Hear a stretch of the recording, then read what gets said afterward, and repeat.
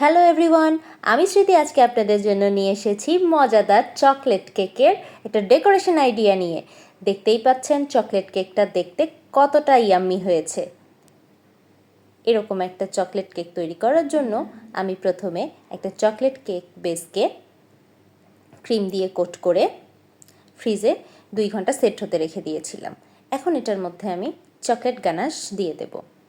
Chocolate গানাশটা আমি দেখিয়ে দিলাম কীরকম পোডিং কনসিস্টেন্সি হতে হবে। এখন আমি চকলেট গানাশটা কেকের উপরে ছড়িয়ে দিলাম।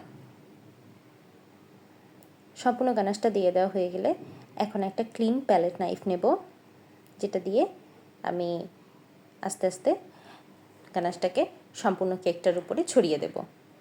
আমি এটাকে পুরোপুরি কাভার করব না, আমি এটাকে হাফ কাভার করব। হাফ কাভার করার জন্য একটু খেয়াল করবেন যাতে চকলেট গানাশ খুব বেশি না দেয়া হয়ে যায়। চকলেট গানাশ যদি আপনারা বেশি দেন তাহলে আপনাদের হাফ কাভার হবে না, আর হাফ কাভার করলে একটু দেখতে সুন্দর লাগে। এখন সেম প্যালেট নাইফটাকে আমি একটু ক্লিন করে নিয়েছি এবং ক্লিন করে নেওয়ার পর দেখুন আমি কিভাবে করছি। একদম সেন্টার থেকে ধরে টার্ন টেবিলটাকে ঘুরিয়ে ঘুরিয়ে আর প্যালেট নাইফটাকে একটু একদম সেন্টার থেকে এজের দিকে নিয়ে এসেছি, তাতে একটা রাউন্ড কার্ভের ডিজাইন হয়েছে। এই ডিজাইনটা অনেকটা কয়েলের মতো ডিজাইন হয়ে গেছে, আর এরকম একটা ডিজাইন গানাশের উপরে দেখতে অনেক সুন্দর লাগে। দেখুন কতটা সুন্দর লাগছে।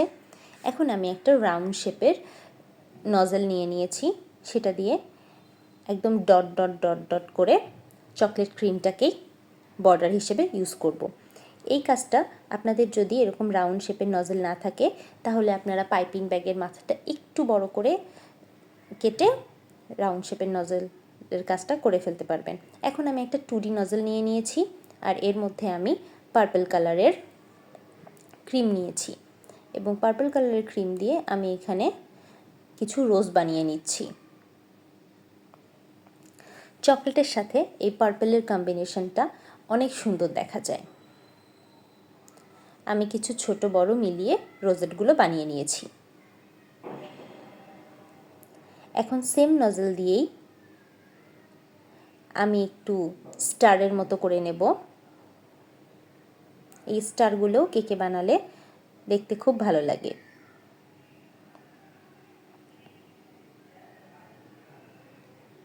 এভাবে আমি সম্পূর্ণ কেকটাকে মোটামুটি কভার করে ফেলব।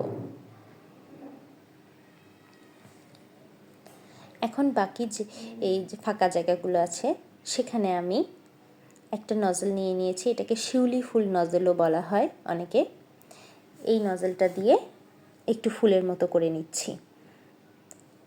এটাকে আমি খুব বেশি ভরাবো না, একটু যেই জায়গাগুলোতে ফাঁকা ফাঁকা আছে ফাঁকা জায়গাগুলোতে একটু ক্রিম দিয়ে ডেকোরেট করে নেব।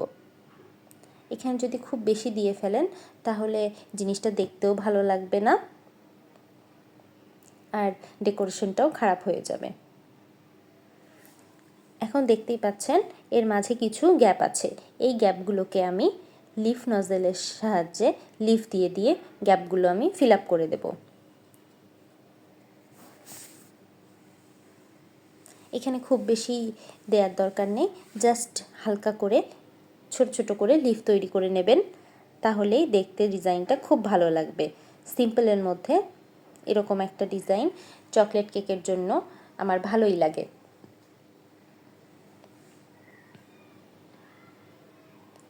সম্পূর্ণ গ্যাপগুলোতে লিফ দিয়ে পূরণ করে দেব।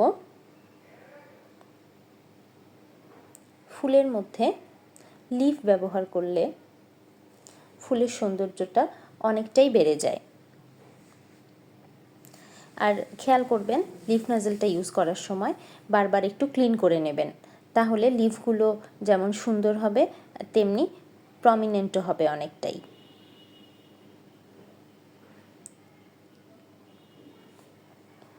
আপনারাও ঠিক এই রকম প্রসেস ফলো করতে পারেন, আর আপনারা এভাবে একটা কেকের ডেকোরেশন করলে কেকটা দেখতে অনেক সুন্দর হবে।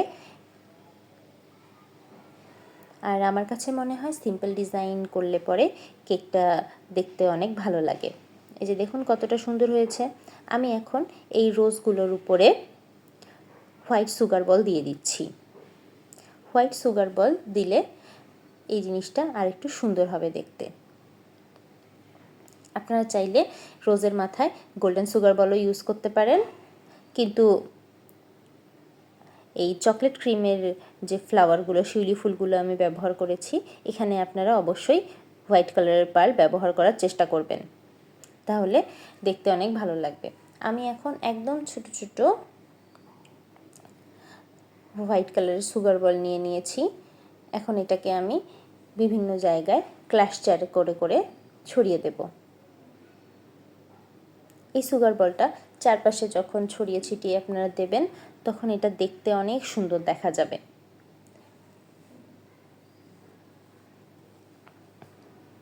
এভাবে চারপাশে ক্লাস্টার করে ছড়িয়ে ছিটিয়ে আমি ফুল ডেকোরেশনটাকে কমপ্লিট করে দেব। এই যে দেখুন কেকটা কতটা সুন্দর লাগছে। তৈরি হয়ে গেল আমার সুন্দর ডিজাইনের 1.5 পাউন্ডের চকলেট কেক।